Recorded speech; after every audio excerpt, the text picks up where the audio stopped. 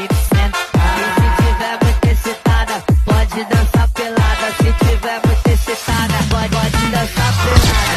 Pode sentar.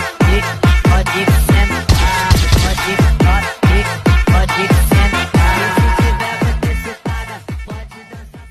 Assalamualaikum warahmatullahi wabarakatuh.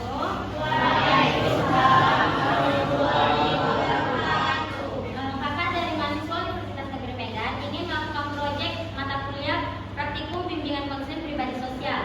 Nah, di sini tuh kakak akan menjelaskan apa itu rasa kecemasan.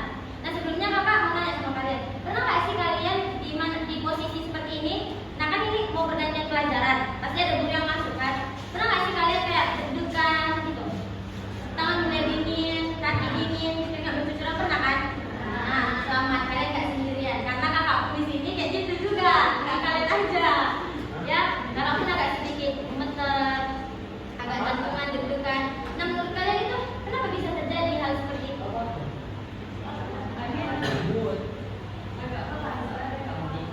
Oh iya, maaf ya deh, agak cepat-cepat ngomongnya memang kayak gitu kalau nanti. Menurut kalian itu kenapa deg-degan itu bisa datang sama diri kita sendiri? Padahal nggak diapa-apain. Guru datang cuma duduk doang, tapi kita takut, kita deg-degan. Menurut kalian itu kenapa bisa terjadi?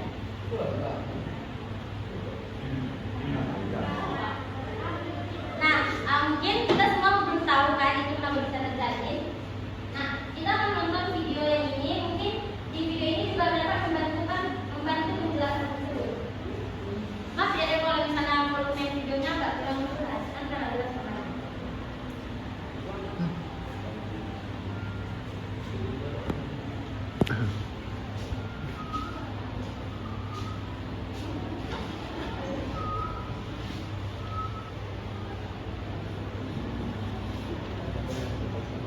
Masa sih nggak boleh dipotong-potong video itu? Boleh dong, Bang.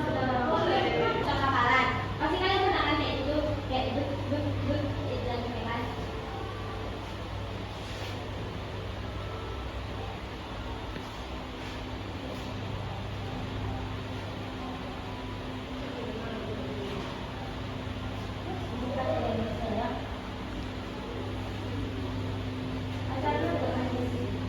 Dari tiga tadi kakak ada pertanyaan juga, satu pertanyaan. Kalian lebih milih ulangan matematika dadakan atau disuruh baca puisi waktu APM tadi?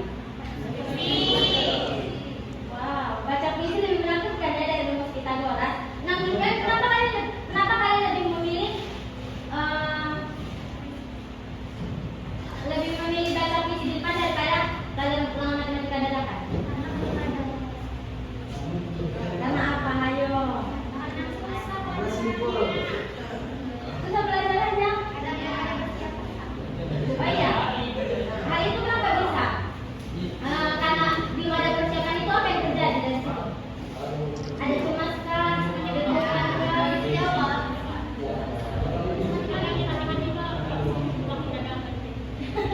Oh, jadi ya. Nah, mungkin di sini kakak akan menjelaskan apa itu rasa kecemasan. Nah, kecemasan itu adalah antisipatory anxiety, itu bahasa ilmiahnya, yang dimana anticipatory anxiety ini rasa takut atau gugup yang muncul sebelum melakukan sesuatu, misalnya presentasi, ujian, atau giliran berbicara di depan. Nah, hal ini tuh biasanya terjadi karena kita takut nih, takut diomongin di belakang, atau kita belum ada persiapan untuk tampil. Kan kita pasti memikirkan kayak gini nih, kalian kan sahabatan, nanti gue bakal berpikir kayak gini, nanti aku maju, aku dibicarain dia nggak ya, aku nanti salah nggak ya, gimana nanti kalau aku ada salah ucap orang ini ketawa nggak ya, pasti ada kayak gitu, ya kan? Semua pasti mengalami kayak gitu. Nah, sebenarnya kecemasan ini bukan hanya kalian aja yang mengalami, bahkan orang yang udah berpengalaman juga pasti merasakan kecemasan ini tuh ada. Kayak direktur sendiri pasti ada kecemasannya gede. Ibaratnya kayak gini, orang itu mau rapat, direkturnya mau presentasi, otomatis dia harus melakukan persiapan kan? Kalau dia nggak melakukan persiapan pasti dia gugup, gagok, gitu kan? Tapi lihatlah dari mimik wajahnya, nggak semua itu orang bisa menampilkan dengan baik, pasti ada gugupnya, pasti ada salahnya. Atau bahkan pas dia udah nggak tahu atau pikiran mulai lari-lari kemana-mana, pasti dia akan over ke bawahnya. Kayak kalau kamu jelasin selanjutnya, pasti dia kayak gitu kan? Nah, kita pun bisa sebenarnya kayak gitu, cuman karena kita masih siswa, jadi itu tanggung jawab kita untuk belajar. Simulasi dalam otak, memberikan sinyal tanda bahaya. Ibaratnya kayak gini, waktu kalian mau maju ke depan kan, aduh takut salah, ada di otak. Aduh nanti aku malu, aduh bahaya, ibu itu datang, seperti itu. Nah jadi dari stimulus otak inilah yang memberikan sinyal kepada tubuh dan timbullah gejala seperti detak jantung yang pasti semua pernah kan ngalaminnya kayak gitu. Kayak jantungnya nggak mau berhenti, kalah. Ibaratnya lomba lari sama jantung, pasti kalah kita di jantung. Nah, baru sama tangan gemeter, kaki juga, keringat bercucuran. Nah mungkin itu gejala awalnya karena dari sistem stimulus otak tersebut memberikan tanda sinyal bahaya. Itulah kenapa bisa kecemasan itu muncul. Sebenarnya kalau kita tenang, kayak pikiran kita, apa sih aku pasti bisa. Ya itu nggak bakalan deg-degan, nggak bakalan tertular juga, nggak bakalan keringatan sebegitu parah. Sebenarnya normal, kita kan manusia. Normal-normal aja kalau kita merasakan cemas, merasakan takut, merasakan deg-degan. Karena nggak semuanya, nggak semua orang bisa benar, nggak semua orang sempurna, pasti ada juga kesalahannya. Nah itu hal yang wajar. Nah selanjutnya itu apa dampak pada tubuh dan pikiran kita kalau kita deg-degan? Nah dampaknya itu yang pertama ada sulit fokus. Nah kalau misalnya kita deg-degan, pasti fokus kita hilang, kita udah lari kemana-mana. Atau bahkan pikiran kita itu udah di depan kita, padahal kita masih di bangku. Perasaan kita udah di depan, ada belum? Nah yang kedua itu ada lupa materi. Misalnya waktu kalian mau setor hafalan, kalau udah deg-degan parah, berlebihan deg-degannya, kayak keringatannya berlebihan, semuanya berlebihan, pasti kan ada satu momen di mana kita tiba-tiba lupa. Tapi pasti bakal ingat kembali. Oke, kalau kita baca lagi, tapi pasti akan lupa. Nah itu merupakan dampaknya juga. Nah yang ketiga itu ada mual dan pusing. Memang ini nggak semua dialami orang, tapi ada beberapa orang yang mengalami hal seperti ini. Misalnya dia tiba-tiba pusing, tiba-tiba mual juga. Nah ini tuh sebenarnya hal biasa. Tapi memang kalau udah lebih parah lagi sampai betul-betulan muntah, itu udah nggak betul lagi. Terus yang terakhir ada tiba-tiba yang ke toilet. Siapa di sini kalau deg-degan tiba-tiba mau pipis? Ayo loh. Pasti ada kan? Pasti semua pernah kan kayak gitu. Tiba-tiba mau buang air kecil, tiba-tiba mau buang air besar. Nah itulah tadi dampak dari kecemasan itu sendiri. Nah menurut satu ahli, kakak mengambil ahli Richard J. Himberg. Nah dia itu mendefinisikan kecemasan muncul karena takut penilaian negatif dari orang lain. Nah seperti yang kakak bilang tadi, kita itu terlalu sering overthinking. Jadi overthinkingan kan, kayak aku nanti diomongin orang ini lah, aku nanti kayak gini malu lah, ada terus aku nengok, aku pasti malu. Pasti kan kayak gitu nanti, tiba-tiba kan Gen Z kayak gitu kali memang. Nah mungkin yang cowok-cowok nanti aku malu lagi dia aku belum pangkas kayak gitu kan, pasti ada. Sebenarnya hal itu memang wajar, kayak yang bilang tadi itu wajar karena memang setiap orang pasti ada dirinya sendiri, ada overthinkingnya sendiri. Cuman kalau udah berlebihan baru bahaya. Nah mungkin untuk cara mengatasinya itu kita bisa persiapan matang. Persiapan matang itu ibaratnya kalian kan mau tampil, daripada untuk menghilangkan rasa cemas kita sendiri itu, kita bisa melakukan persiapan yang matang. Misalnya kita membuat pelajaran kita itu kita tulis, kita catat dulu semua apa kita rangkai, dibuatlah catatannya sedemikian rupa dan kita sudah menghafalnya. Nah mungkin untuk yang kedua itu ada latihan napas. Ibaratnya kalian di situ kan, ingat posisi kalian udah mau tampil nih. Nah untuk menghilangkan rasa cemas dan deg-degan tadi itu kita bisa tarik nafas, buang, tarik nafas, buang. Siapa yang pernah melakukan itu, baru tiba-tiba cemasnya berkurang? Ada yang pernah melakukan itu? Gak pernah? Oh pernah, pasti pernah kan? Nah mungkin yang ketiga itu ada ubah pikiran negatif ke pikiran positif. Nah ini tuh misalnya kita kan tiba-tiba di dalam diri kita, aku nggak bisa lah, aku nggak bisa, aku pasti nggak bisa, aku takut malu. Tapi diubah, kan itu kan pikiran negatif. Nah kita ubah ke pikiran positif, aku bisa, karena aku sudah belajar, aku pasti bisa, aku nggak akan malu karena aku pasti pandai menyampaikan hal tersebut. Nah itu juga membuat rasa cemas kita itu berkurang. Nah mungkin untuk yang keempat itu latihan ekspresi dan suara di depan kaca. Kan ada orang nih, kayak misalnya kamu konten, kata-katakan sama orang. Nah, bisa latihan di depan kaca. Ibaratnya ini kaca, kamu latihan. Iya, nama saya ini. Saya mau membacakan materi yang ini. Latihan. Agar apa? Karena kan kalau kita sudah melihat diri kita sendiri itu, kita pasti akan terlatih untuk melihat orang lain juga. Nah, itu juga merupakan solusi agar kecemasan kita itu dapat berkurang. Nah, mungkin untuk yang terakhir itu ada berpikir logis. Ibaratnya secara simpelnya gini aja. Kalian berpikir gini. Kalau misalnya aku salah, emang dunia bakalan buntu. Kalau misalnya aku salah, emangnya orang itu rugi? Kan gak rugi. Terus kenapa kalau aku salah? Terus kenapa kalau aku malu nanti di depan? Terus kenapa kalau aku tampil gak sempurna di pikiran orang? Nah, kita berpikir seperti itu aja. Kenapa? Karena hal itulah yang membuat kecemasan dalam diri kita itu turun. Gak secemas yang pertama kalinya.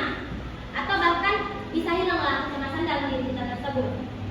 Nah, yang untuk tips-tips lebih mudahnya itu, yang pertama ada jangan terlalu fokus ke siapa yang sedang tampil. Ibaratnya gini, kan kakak tampil. Nah, misalnya kalau kakak suruh kalian melanjutkan apa yang kakak tampilkan. Jadi kan otomatis kalian udah menghafal materi di rumah sebelum tampil. Ibaratnya gini aja, kalian boleh fokus ke orang karena apa? Itu kita menghargai dia.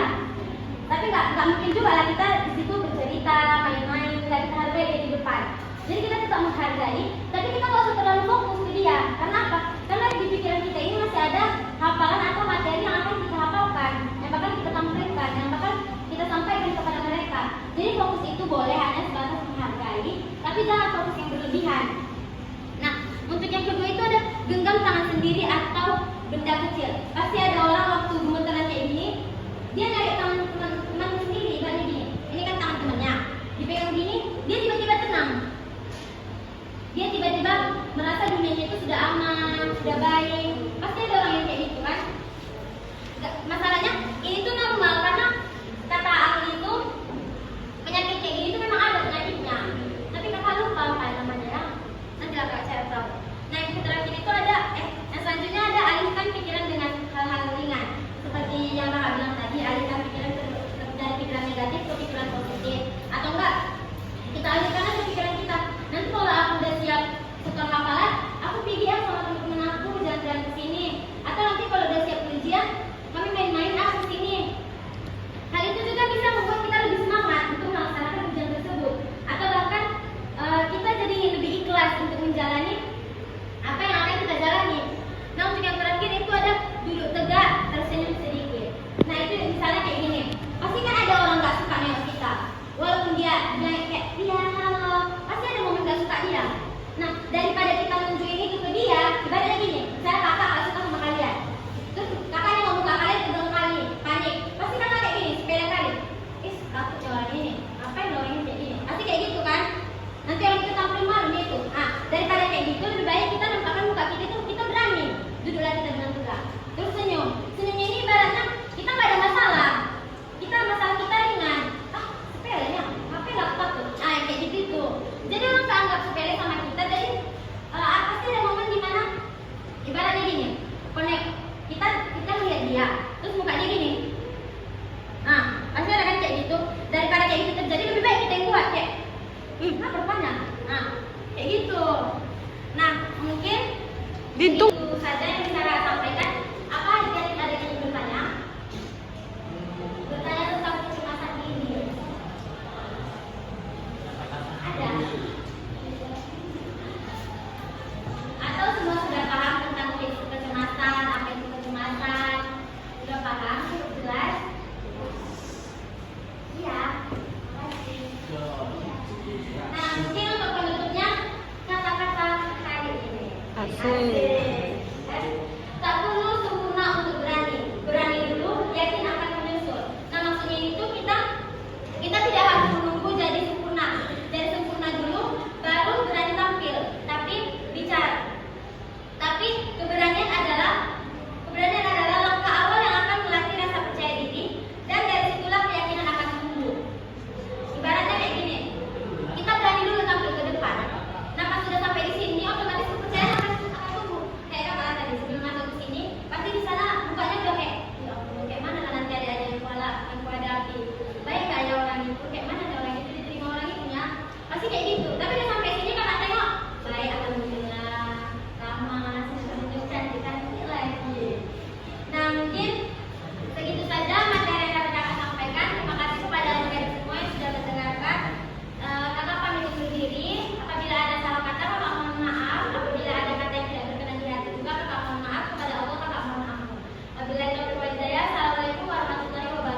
Waalaikumsalam.